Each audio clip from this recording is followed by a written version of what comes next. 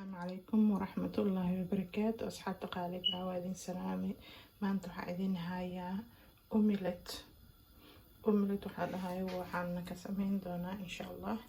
أكون سدحب أكون كبسر عليني إن ير قاعدة ير عصب هالكاسو كسود ديار سدي هالكا وحالكسود ديار سدي إن هدو إلى يقولون هاي بصل طماطو كبسر علين كا هلو كل شو دونا iyo chickenka kan diyaarka ah soo muujeedo kasacaasu ka imaadaa chickenkaasito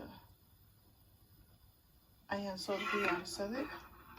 waa xalaal dukaamada anywhere ka heli kartaan hindida everywhere insha Allah. Soomaalida way hayaan as well. marka waxaan sameynayaa ukunta halkaan aan ku shubayo ku qasan doonaa kadibna dabkayga diyaarsanaya. waxaan kaloo sameynayaa halkaan toastia igu jiro 2 xabo rooti ah ayaan ku kululeynayaa. kadibna waxaan marin doonaa butter iyo alaabtan waan soo diyaarinayaa kaasoo ku wada cuneynaa insha Allah. inoo kululaatay haatana waxaan ku shubeynaa alaabtii isku soo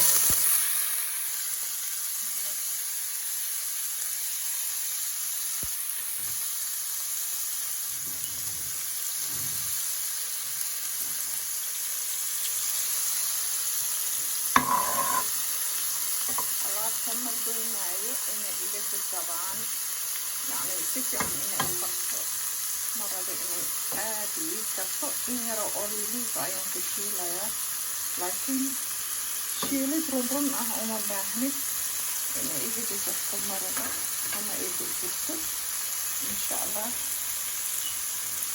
كذا على الحال.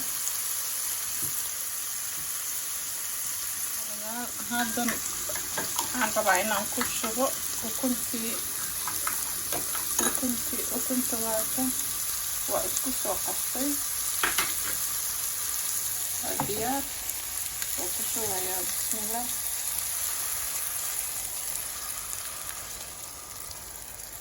waa quraac fudud waqti kaama qaadanayo insha Allah. isku daya magaceedu waxaa la yiraahdaa omelet.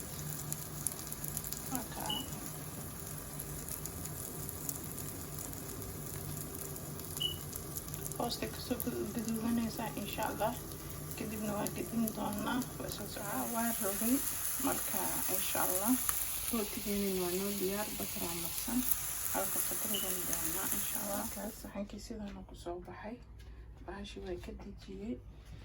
rootigeena waa ka oo batarka lahaa sidaas ay ku soo baxeen maasha Allah tabarakallah. dhadhankiisana unbelievable way. wax xabaaji ah wax kale kuma jiro aan ka ahayn kabsar caleenta iyo cusbo. alxamdulillah aad u macaan yahay. waa basal iyo tomato iyo kabsar caleen iyo chickenka iyo ukun insha Allah.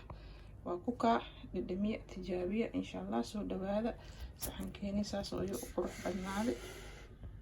waxaan leeyahay intaan dib dambe iskugu soo noqonayno. السلام عليكم ورحمة الله وبركاته.